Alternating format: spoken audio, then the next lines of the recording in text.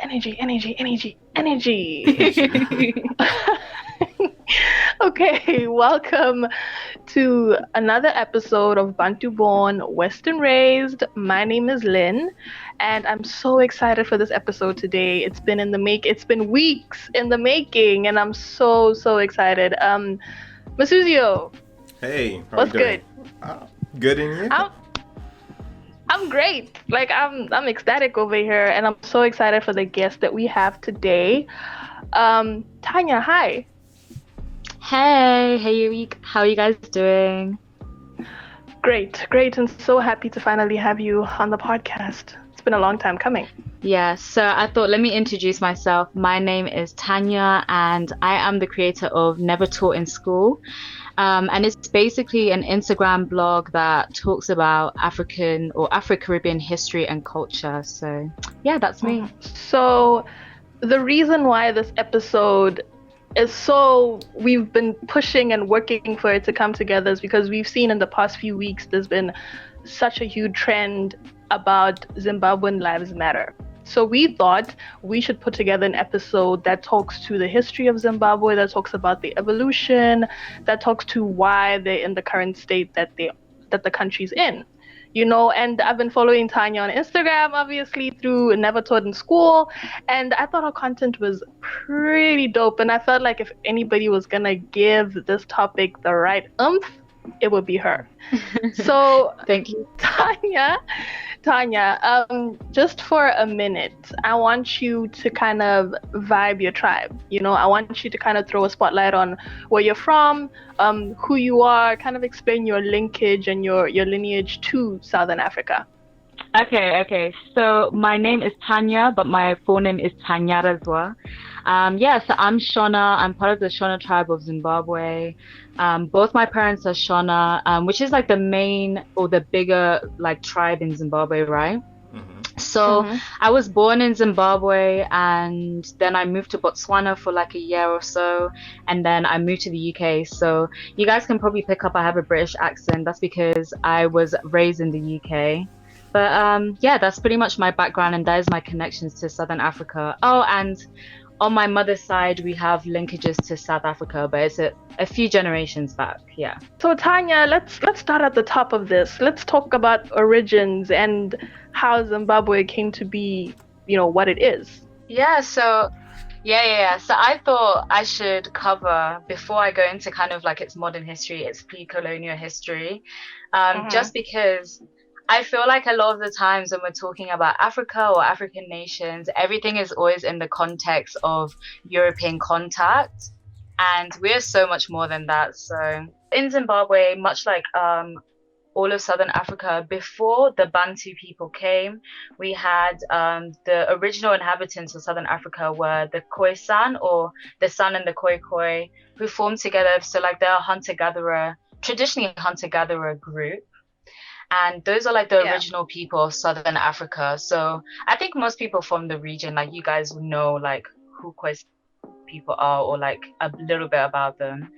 And then around about 2000 BC to 500 AD, we had like Bantu expansion. So those were like the people coming from like Central Africa, and due to kind of like drought and different pressures, they decided to migrate further down into East and Southern Africa.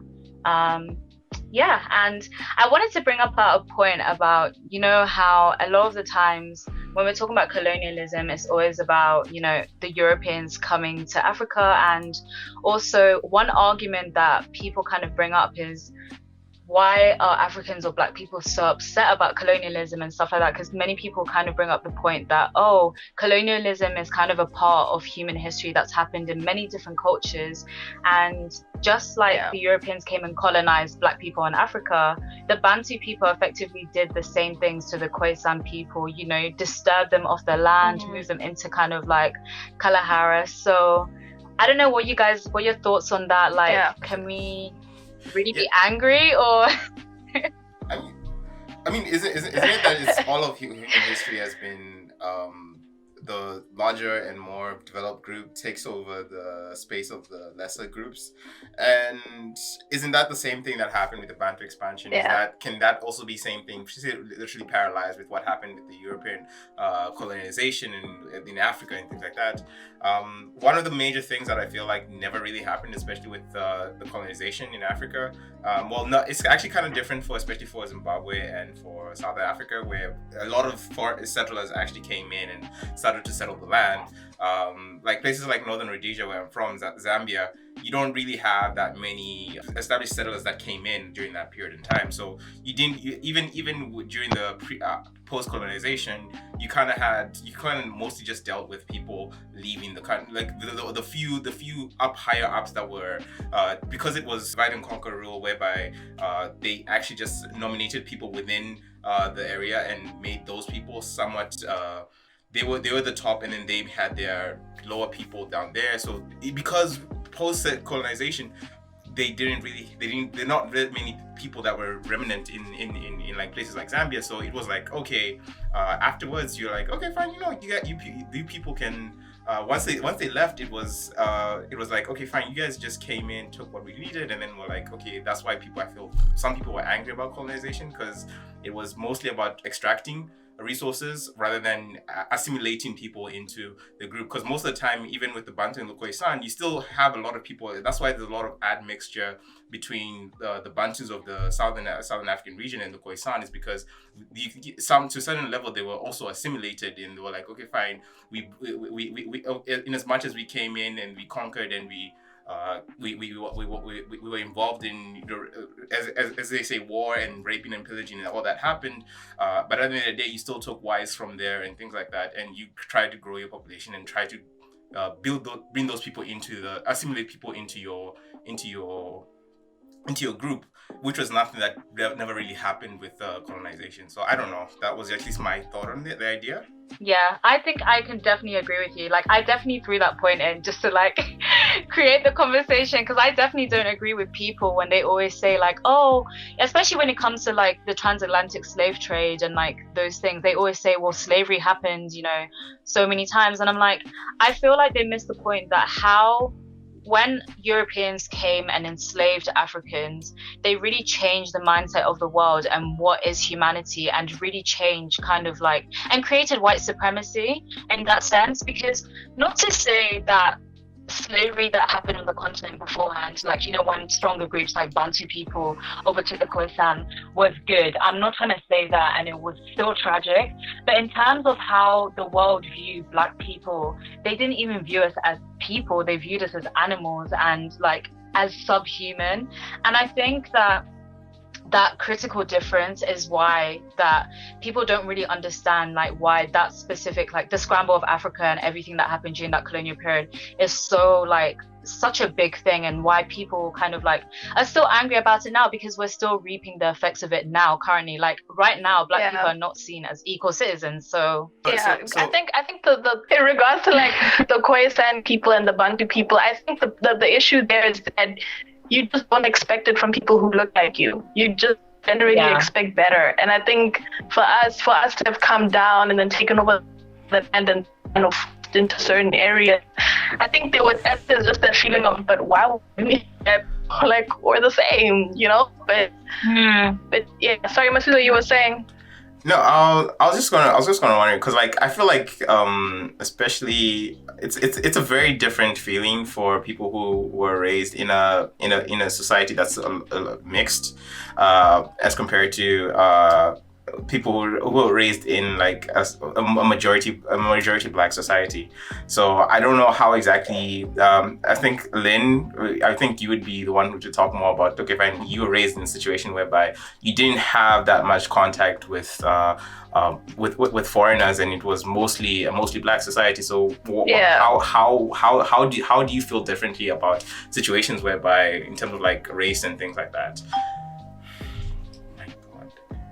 Okay, this is what I've learned, and with living in South Africa, you can take part in conversations about race to a certain extent, because at a certain extent I stop and because like I said, like in Botswana, white people are there's still that perception of them being fine, somewhat superior, but the way we've always received them has always been in terms of, oh, we're so happy, we're so grateful to be able to share our cultures with you. They've always come towards us in a sense of they want to learn more about us, or you get what I'm saying? And especially because Botswana wasn't really colonized, it was a protectorate. So I think Botswana has just always kind of been on the fence about certain things, and issues like race are topics that we were not really too much into, because racism in Botswana is something that it's so rare when you grow up in a country that's majority black.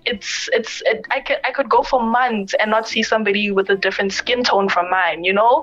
It's so conversations about race they're tricky if you haven't been raised in an environment like that. I think at some point you just need to know when you need to, like, you know, be quiet and learn. Like that's what I've learned with being in South Africa. That is such an interesting perspective, because it's funny, because I think from other African nations, they might assume Southern Africans are like, yes, we have our similarities, not to say that, but like because of the relationship to colonization, like you said, Botswana was a protectorate, compared to like what South Africans might have faced, what Zimbabweans and Zambians might have faced, like our perceptions and like our interactions with race are very different. But that's really interesting that you said that.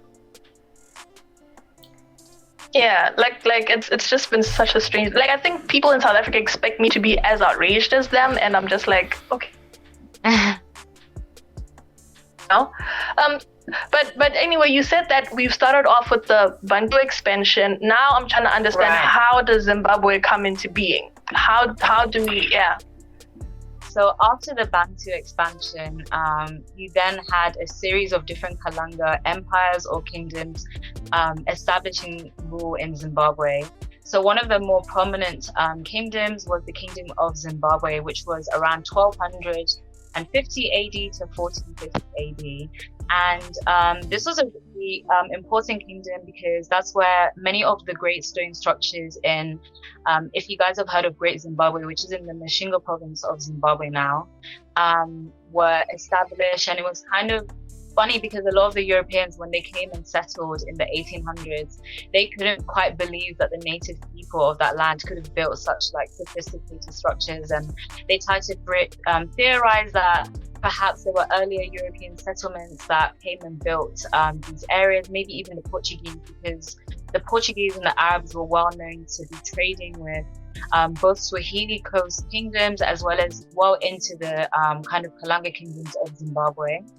And it also, the name Zimbabwe, the country, comes from this kingdom as well. So one of the theories is that the name Zimbabwe comes from the word Zimbabwe, which means house of stones, which is in a certain dialect of the language Shona. So that was one of the major kingdoms. And then after that, you kind of had the Mutapa kingdom, sometimes known as Mutapa, which was another great Kalanga kingdom that succeeded the Zimbabwe empire. And again, they were well known for trading with the Arabs and the Portuguese. And unfortunately, one of the reasons why they declined was because some of the Portuguese settlers decided to wage war on the empire, and that kind of led to the collapse, as well as kind of like other disputes with like local tribes and ethnicities. And with that as well, what was really interesting with these kind of empires is that a lot of the native people weren't passive during this time. So after the Mutapa Empire kind of expired, there was another Kalanga Empire that happened afterwards. And many of the local people fought the Portuguese and kind of pushed them out of their settlements. And I think it's quite a nice narrative to hear that as well, because so many times we're fed the narrative that Black people or African people are very passive in their freedom. So when you look at like the slave trade, I grew up in the UK, right? So we always look at Britain ending the slave trade, or people that are growing up in America, we always look at Abraham Lincoln ended the slave trade. But no, we actually fought for our freedoms. We actually pushed back. Like, we're not passive people. I always like to draw reference to the country of Haiti, because it was the first like independent Black nation, and it actually had a whole revolution where it pushed out its slavers. And I think it's just really interesting to look at like our stories not just as one of, oh, it was when the Europeans decided we should be free is when we should be free, but yeah, just something like to take note of. The final event that I wanted to talk about in the pre-colonial era is the Mfecane, which was basically it translates to the crushing or the scattering. It's like a loose translation, and this was the time where the great leader Shaka the Zulu basically was kind of waging war and was taking over lots of different like ethnic groups and different tribes in southern Africa, or what in kind of present day South Africa, and it caused a lot of migration of other tribes to go northwards into Mozambique, into Zimbabwe, into Zambia, and various other places. And in the context of Zimbabwe, one of Shaka's generals, Mzilikazi, formed the Ndebele clan, and he decided to move up into the Transvaal, moved into kind of areas which is now modern day Botswana, pillaging different tribes and all these people, taking their resources, and then they finally settled into what is now present day southwest Zimbabwe and established Bulawayo as their capital. And this is a really important point in Zimbabwe's history, because previously it was very much Zimbabwe, the area then, it was very much Kalanga and Shona area. And the effects of Mfecane led to a now competing tribe or ethnic group within that area. And this was kind of like the beginning of the Shona and Ndebele tension that would definitely appear later on in Zimbabwe's history and are very significant in terms of like how it shaped kind of like our road to liberation and stuff. Yeah. Is there anything else? Yeah, so definitely like we should definitely also do an episode on Mfecane as a whole, because personally myself, I'm Ngoni, so my tribe actually moved from South Africa during the whole Mfecane, and that whole period they ended up settling in Upper Malawi, Nyasaland. So that was the time also that happened for me. So like out of all these things that happened, like especially pre-colonial history, I mean, I think you've already touched on it to a certain extent with regards to how some of these, like the settlement of Bulawayo, how it has led to tensions in modern day Zimbabwe and things like that. How exactly, like apart from that, do you see any other links towards like some of these pre-colonial histories and some of the tensions that we see today, and especially in Zimbabwe and especially in maybe the Southern African region? If any of those things have actually resulted in that, I know definitely as you already spoke about with the Bulawayo, but are there any other links towards some of this pre-colonial history that we have today that we have seen? We can see as a result in our modern day society. I think like in my research, I would say that specific example is the main one for the context of Zimbabwe. Actually, to be fair, now that I think about it, I will touch on it actually during the colonial time, but there was a time where the Tswana people allied with the British. And I definitely believe that because of what Mzilikazi did as well, in terms of like his pillaging different tribes, including the Tswana tribe as well, definitely led to kind of promoting that allyship, because a lot of people sometimes struggle with the idea of, oh, how can one African group ally with like foreign European people who are so different to them? But one thing people don't really understand is that like in Africa in general, like we're not a monolith. Most of the time during that time, we didn't see other Black people as Blackness. Like really and truly, it was the colonialists that established like the idea or the conception of Blackness. We generally identify with ethnic groups. So definitely for the specifically in Zimbabwe, I'll definitely say the establishment of the Ndebele tribe in what is now Zimbabwe is the main tension. But you can definitely look at sort of like what the Ndebele did to the Tswana people, kind of creating maybe tensions between the Tswana during the colonial period, I would say, yeah. So because the thing for me is things like Mfecane and Mzilikazi and Zulu, the Zulu king and all of that, and The thing is, the last time I heard these words was like in primary school, like standard 5 or something like that. And then we never hear about it, and it's something we learn in social studies, and then we just kind of throw it away, and we don't really talk about these things. We don't really know the history of Southern Africa. The history of Southern Africa is always thought to just be apartheid, and that just kind of overshadows who we've been, where we've been, and all these things that we've come through. So yeah, I'm definitely enjoying this conversation. Carry on to the colonial period. No, you're so right, because here come the British. I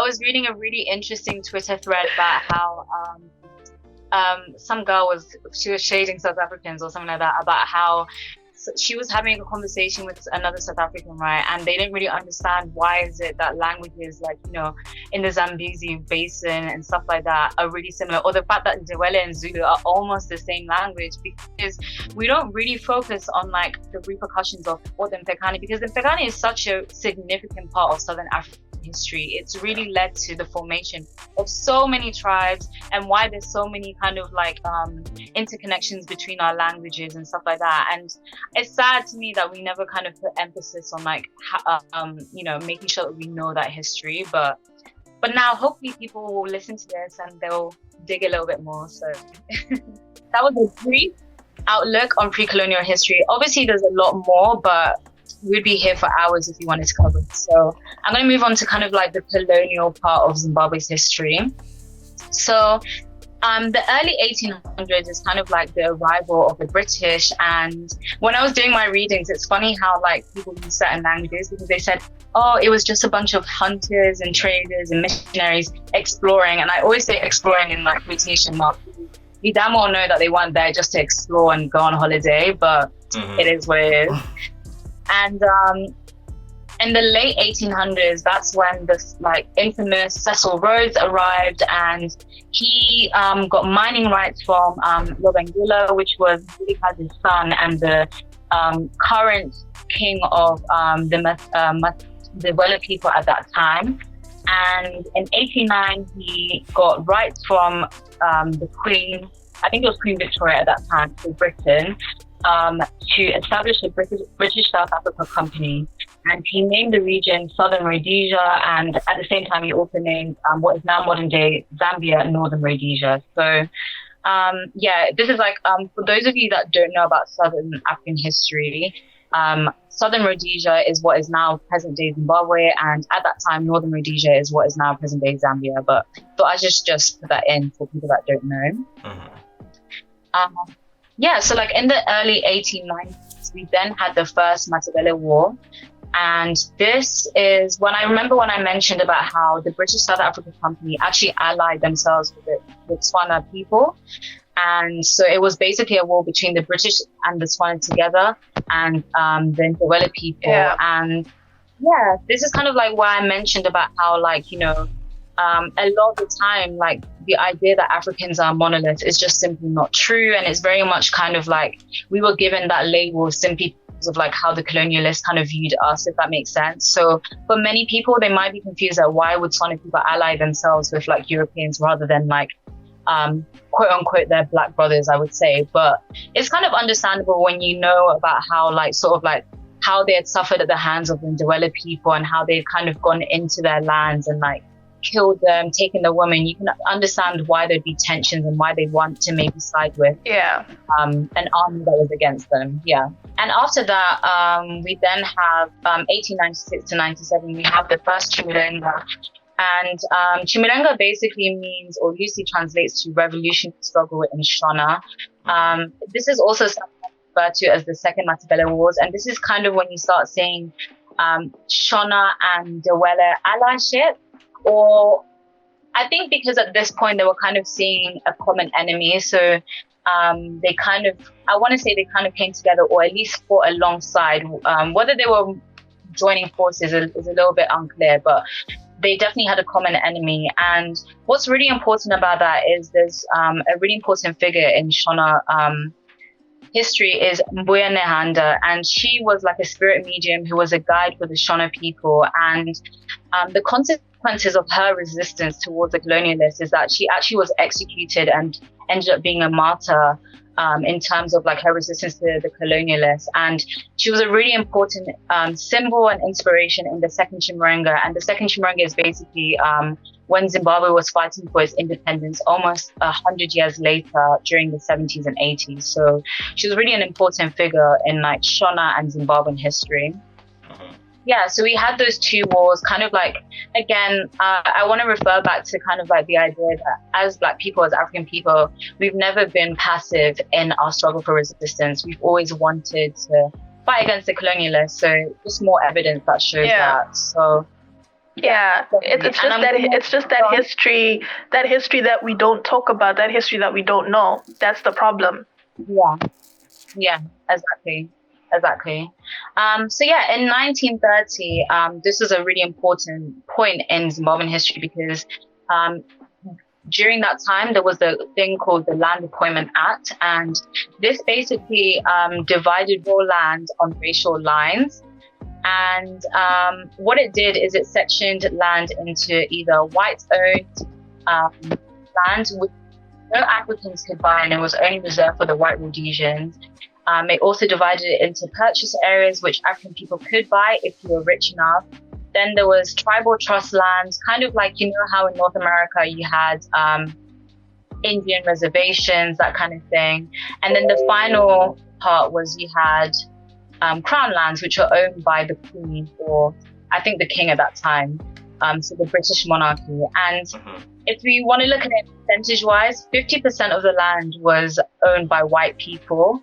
And then 28.85% of the land, that was the remaining amount of land that was allocated to over 1 million Africans. And of course, like, people don't really talk about this. Like, even in the readings, they say like, oh, this amount of land is allocated to African people, but they don't talk about how the fact that, oh, the land that was actually given to the Africans was never necessarily the most desirable land. It wasn't the most fertile land. They were kind of given like, you know, the scraps of like the good land in the country. And and it's really important in history because it kind of like sets up the whole issue of like land restoration, which is something that I know now in South Africa they're contending with more and more as well. So yeah. This 50% of land, is this like 50% of the land including the crown lands, or is this 50% of the land in terms of this was supposed to be allocated to white to be white owned and things like that? I think this is 50% without including the crown lands, because if we add the percentages up, 50 and 28, it went up to 100. So the remaining percentage would have been the crown lands, and then so and also what's interesting is like 28.825% doesn't sound that little, but then when you think about in terms of like the ratios of the population, like there was hardly any white people compared to like Black people in the country, so it was obviously so like disproportionately given to the white settlers and stuff like that. And I know you mentioned that a lot of Southern African history is always on apartheid. I think a common misconception that people don't realize is that there was definitely apartheid-like systems in other countries aside from just South Africa, like Namibia, Zimbabwe. There were lots of places that Black people could not enter. There was very much the whole kind of like segregation similar to that of North America and stuff like that. So in effect, like apartheid or segregation doesn't just apply to South Africa, it applies to many Southern African countries as well. I wanted to ask a question with regards to with regards to like why Zimbabwe though, right? Like I understand like the settlers already coming to South Africa. South Africa has the situation where it's near the coast and easier to access and things like that. It has all these other things. Zimbabwe doesn't really have a coastline. Zimbabwe is is pretty much a landlocked country and all that. So why was it that the colonists decided, okay, we really want to take up this much land in this place because this land is somewhat more valuable or something like that, with regards to the fertility of the land or something like that? Why exactly was Zimbabwe a prime area for inhabitation? So you literally got it on the nail. Like Zimbabwe's land is very fertile. Like it's very good for farming. So that was such a desirable thing because farming is such a lucrative industry. And on top of that, we are quite mineral rich. Like obviously, I know Botswana is kind of like the more has more diamonds and like you guys. I'm so jealous that Botswana found diamonds like after the British left. I feel like that's the funniest thing ever. Like the fact that they were like, oh, haha, like there's nothing here. And then as soon as they were like, no, you can have your country, like you suddenly discovered diamonds. I just find that so funny. But back to your question, yeah, Zimbabwe has very fertile land and we're also somewhat minerally rich. Like we do have diamonds, we have gold, and I believe we have platinum. Don't quote me on that one. I don't want to give misinformation, but we definitely do have mineral reserves as well. But I think the main like attraction is that it's very fertile land and very good for farming. Oh, and yeah, it's important to note, many people don't understand like why is land such a disputed thing. Like people don't really realize the whole idea of like reducing the land that Africans have is a way of kind of like making it harder for them to get economic progress, and it's just another way of like kind of like repressing those people in effect. But yeah, so after that we then have World War II, and when I was growing up in the UK, we learn about World War II and like the world wars all the time, but it's always so much like in the European context. Like you always think about World War II as being something that was just fought in Europe and it was just a very much European issue. But there were so many Caribbean people, there were so many African people that contributed to winning a World War II. So many Rhodesians at the time, Black Africans served on behalf of the UK in what was the East African campaign against Axis forces like the Italians who were fighting in Africa. And for me, like in the UK, we have this thing called Remembrance Day. So it's such a volatile thing that they talk about here, because it's like one of those things. It's like if you don't celebrate Remembrance Day, you're basically labeled as being anti-patriotic or anti-British and this and that, and trying to tear down British culture. But like no one ever tries to remember the Black soldiers or like the colonial countries that fought and got killed for countries that were thousands of kilometers away. And many of the people, like the African soldiers that fought for the UK and the Allies, were buried in unmarked graves. They never got the same compensations as many of the veterans that were in the European homelands. The same goes for Caribbean soldiers as well. They experienced the same thing. But I think it's really interesting, like how much we contributed to European history and we don't even know about it. But yeah, that was really interesting for me. So after World War II, we go into the 50s, and Zimbabwe, what was then Southern Rhodesia, joined Zambia, Northern Rhodesia, and Malawi to form the Federation of Rhodesia and Nyasaland. And this is a really key point, I think, in Zimbabwean history as well, that I don't think a lot of people talk about, because those countries ended up kind of forming one mega state. You have a massive influx of like Malawian people into Zimbabwe. So I don't know if you guys know, but there's a decent amount of people that have Malawian heritage in Zimbabwe again. And this kind of like speaks towards what we were talking about before, about how many Southern Africans are a melting pot of different ethnicities, tribes and stuff like that. We're not, like, I don't know anyone that can really say, oh, I'm 100% this nationality. A lot of us have like, oh, my grandparent is like South African, or my dad is like this and that. Like, I just thought that was really interesting, because it also kind of like impacted our culture. Like, we have these things called Jiguru, which are kind of like masquerade culture, which is very much not a Shona or Ndebele type of culture, but it was very much brought along with like the Malawans that migrated and kind of integrated itself and became part of like Zimbabwean culture and identity. And I thought that's really interesting as well, to like see how like the migration of different people contributes to like our modern day culture. After that, in the 60s, Rhodesia, which up until this point was just seen as a British colony, decided to declare independence under the leadership of Ian Smith. And yeah, it was declared a republic in the 1970s, but a lot of countries didn't actually recognize it. So that kind of covers part 3, which was like the colonial history. So part 4 is basically Okay, so I just had a quick question before we go into that. No, go on. No, so like, what do you think? I mean, just to talk about like alternate history. What would have happened if that federation had maintained throughout the period? Like, if Zambia, Malawi, and Zimbabwe were still one country, do you think things would have gone differently as to what happened, or because I know, especially I think especially with what you're going to talk about next, is in terms of like the 1965 independence, that has main aspects in terms of like what broke up the federation. But what if the federation had gone forward, and do you think that would have been a better state as compared to the three different states as they are currently? Do you know what? I honestly feel like, I don't know. I think similar things would have happened, to be honest, because part of the reason why the federation broke up anyway was the fact that a lot of the African people just didn't like the fact that like the colonialists were imposing more power onto them. It's such a difficult one, because then now there's like then you have to think about all the dynamics of the different ethnic groups, because when we look at like Zambia in terms like compared to Zimbabwe, there's way more ethnic groups. I don't know if you can tell me like what is there tensions between ethnic groups, or are you kind of more cohesive as a society? In as much as we have the statement, like it's literally a national statement, one Zambia, one nation. The reason why that statement exists is because they did exist. There were 72 different tribes, so like definitely they're going to be different little people against each other, so like in little conflicts between the different tribes and so on and so forth. So but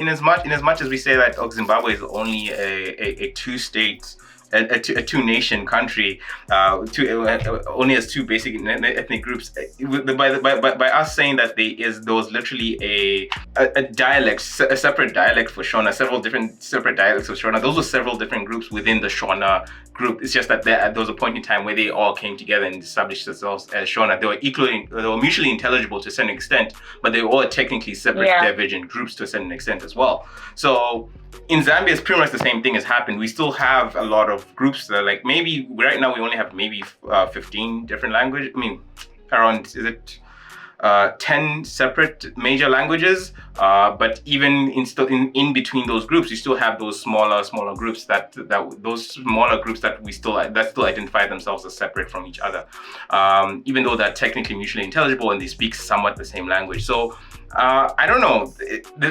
I think sometimes like having that larger collection of people, the same thing that happened in Botswana, they still have that large collection of people that had separate groups, but because they came together as a nation to a certain extent, maybe a thing whereby it wasn't a situation whereby we had two major distinct groups. We were just like made smaller groups. So when it came to a situation whereby they were trying to create a nation or create some kind of a national identity, it was somewhat easier because no two groups had like a majority strength or like major strength over another. So, but I think I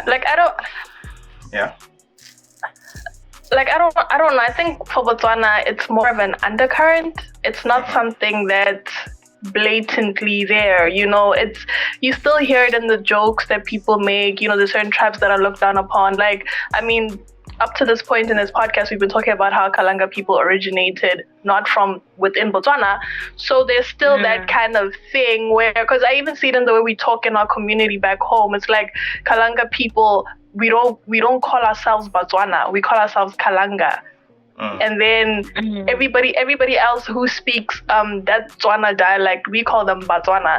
So I think there's still that mentality of thinking, oh, we migrated here. We're not originally like from here. And then there's also this thing of the Khoisan being looked down upon in Botswana, and we've seen that through the years, how they've been pushed further and further into certain areas, and they're just looked down upon, and they're not really much of a consideration in certain things. So I think it's an undercurrent, and because of who Botswana is this on the fence, pretty quiet, friendly with everybody, doesn't bother anybody. So nobody ever really calls it out also.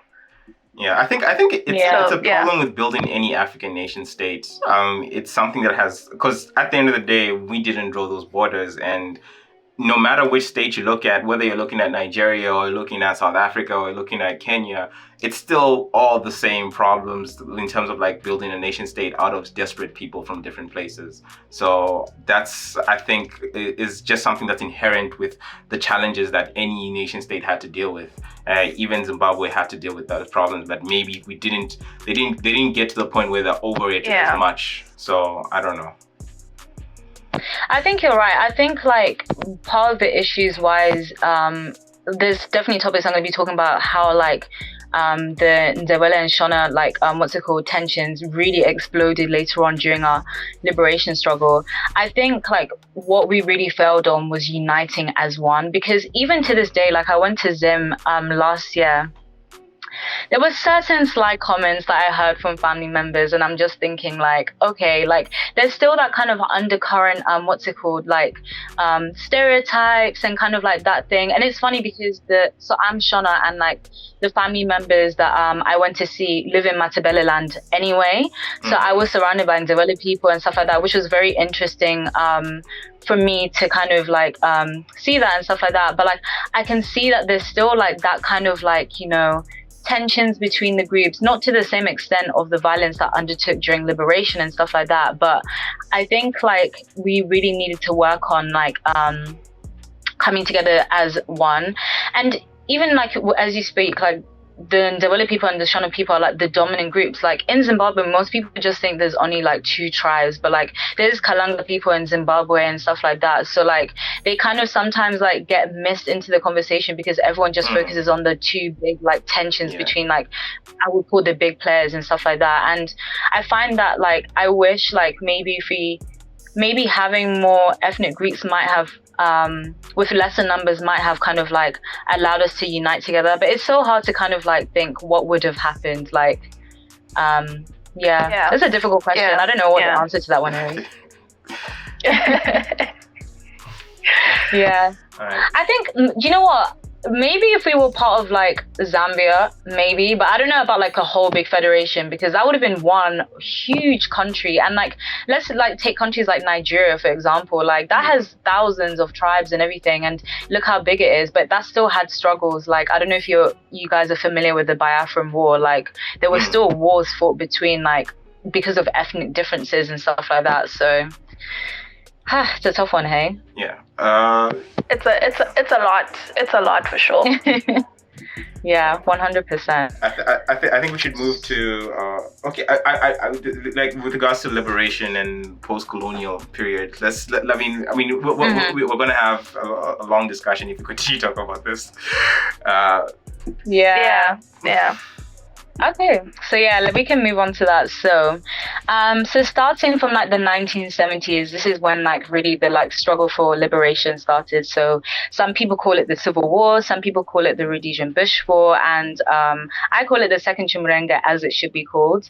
And that was kind of like when you had Ndebele people and Shona people kind of fighting alongside. Again, it was kind of like the whole like common enemy. We want to get the like minority white rulers from suppressing us and actually take control of our own country. And in the grand scheme of like African independence, like Zimbabwe was quite late to the table in terms of getting independence. Like many countries, Ghana, Zambia, all that kind of stuff had been independent for some time. But yeah, so during that time, you had the establishment of 2 major parties, one being ZAPU, which stood for Zimbabwe African People's Union, and that was led by Joshua Nkomo.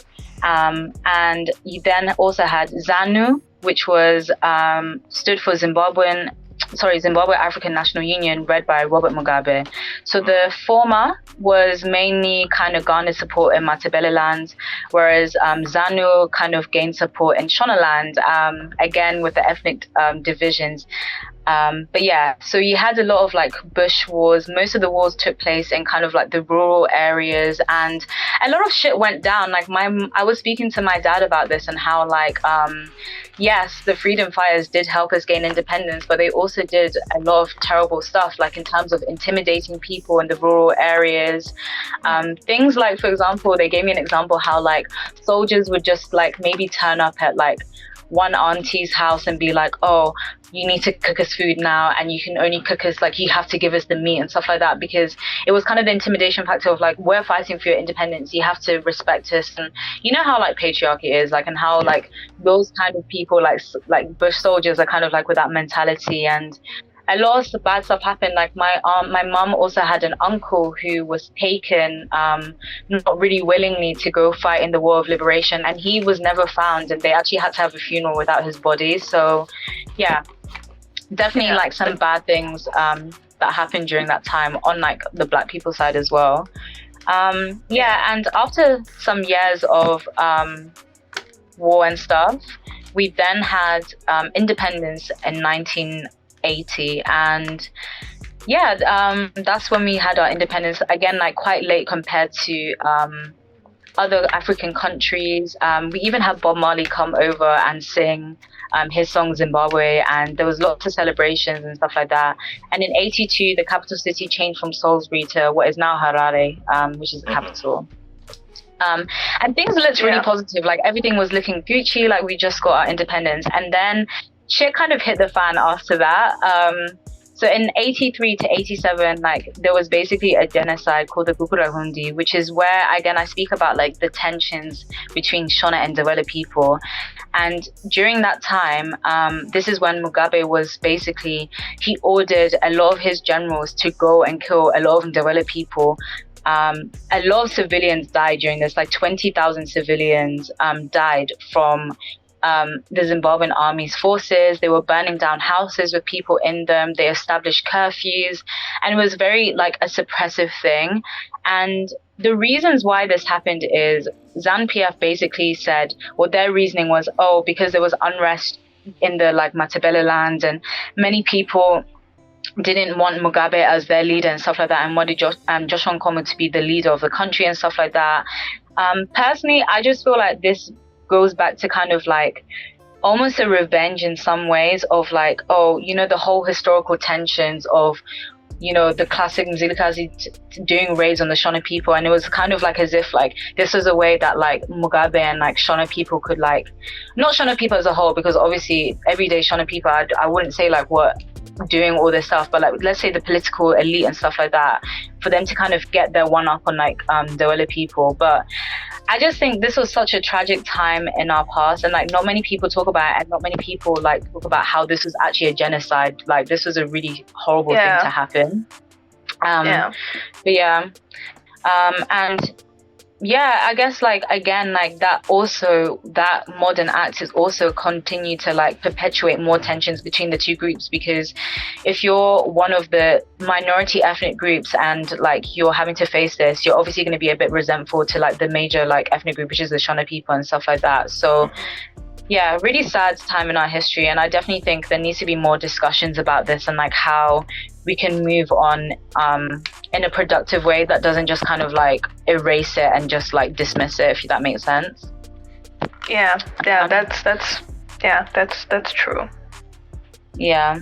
And then like I guess this kind of comes back to like the questions you asked earlier about like how like tribalism, and like I wanted to ask like how do you think like tribalism can be solved? Like what are the answers to it, like specifically in a Zimbabwean context, but then we can also explore it kind of like in an African context. Like what do you think countries need to do to prevent tribalism and that kind of thing? Yo, that's a big one. That is a big one, because really heavy, because I know I think me and Masuzi, I think we were talking about it, and he was basically saying, you know, South Africans pretty much came together and they fought a common enemy, and why couldn't other African countries do that? You know, why was that the case? But I guess we sort of reached the conclusion that maybe South Africa had a whole lot more groups, and you know they were smaller, so they didn't like the enemy per se didn't really have the energy. They didn't really want to put in the effort to have to control so many different fractions of people. So I honestly don't know how you overcome tribalism. Isn't it the same way you overcome racism? Just keep educating people about each other. Oh, we've got a long way to go. You know what? I think in that specific context of when Gukuro Hundi happened, I genuinely feel like the leadership should have drilled into them about coming together as one Zimbabwe. Just kind of like, I have many opinions about Nelson Mandela, but I do kind of admire his ability in kind of like uniting South Africans as one identity. Yeah. And I definitely feel like, again, this is just from a perspective of a diaspora and African and stuff like that. Maybe Zimbabweans living in Zimbabwe might have different opinions to myself, but I just really feel like Mugabe, right, he's a very complicated character and there's things I admire about him, but this is where he failed in my books in terms of creating oneness within the country and dispelling these kind of divisions. Like, this is sad to me that like we spent years, fighting European rule to then just kind of like murder your own people. Like, that to me is very crazy and just really upsetting to see that kind of thing happen. Yeah. Exactly. It doesn't even make sense. Like you're saying, how do you fight one and then turn around and stab each other? It does not make sense. Okay. Yeah. One thing I was wondering about is with regards to like this is basically the Rwandan suicide, the Rwandan genocide before the Rwanda genocide happened. Exactly. Right? So yeah. Where exactly is Zimbabwe's Hotel Zimbabwe? So that's what is in the story about this. That's very true, because that's very true because I just think, right, there's not many people know about this unless you're maybe Southern Africa or you're from Zimbabwe. Like, no one hardly know. And I'm not trying to play Oppression Olympics and say, oh, we should have more coverage than what happened in Rwanda. Definitely not. But it's shocking how why hasn't this been reported? Like, why isn't this? Yeah. I think my mum told me as well, yes, international powers did condemn this and everything, but at the time they were still kind of Gucci with Mugabe and stuff like that at the time, so they didn't really condemn it as much as they could have done. And I definitely feel like this was the time that they should have really stepped in and we always talk about the sanctions that happened in Zimbabwe. Yeah. Why were there not sanctions being held then? This would make sense for them to sanction the country or sanction specific leaders when you're out here killing your own people. Yeah. Exactly. I feel like in terms of the international community's response to Zimbabwe and the things that happen in Zimbabwe has always been lacking. I mean, not even just the international community, the African community's response to Zimbabwe to the. Yo, let's not get into that. Where are we? So it's problematic. No, you're definitely right, because it's yes, we can rely on international responses, but we have SADC for a reason. Isn't this what the purpose of SADC is for? Isn't this what the purpose of AU is for? We need to also as African people in the community, why are we not condemning each other? I mean, we know the reasons why, because a lot of these major leaders were all in bed with each other anyway. So yeah, exactly. Because I think just when we were talking about how the Tswana were actually more, they didn't really have Zimbabwe's back, and it's but then how could they turn their backs on their protector? So it's they was low key, it's difficult positions to be in, but then when we look at it, we're come on, it's black and white, right or wrong, pick a side. I mean, exactly. So and it's definitely more complex. Yeah, we definitely have the luxury of hindsight, so that's a situation. That's true. That's true. It's very easy to kind of come to conclusions now, because to be honest, if you talk about the Tswana people and stuff like that, I honestly I'm not even annoyed why they may not have gotten involved, because realistically it's I can understand they're trying to look out for their own country. So if they start challenging these bigger powers such as Britain, for example during the War of Revolution, you're also putting your own people at risk as well. So it's a difficult position to be in, 100%. Unfortunately, that brings us to the end of part 1 of History's Triumphs and Traumas. Stay tuned to Bantu Born Western Race for part 2, whereby we're going to look at the post-liberation struggle, the new Zimbabwe, and what has led to our present day Zimbabwe that we have. So it should be a very exciting episode, and I'm pretty sure you're just itching to get it. So make sure you subscribe to Bantu Born Western Raised in order to make sure that gets into your inbox as soon as it drops. Otherwise, from everyone here at Bantu Born Western Raised, I just like to wish you guys a good day, and make sure that you stay safe. Otherwise, have a good day. Signing out. Bye.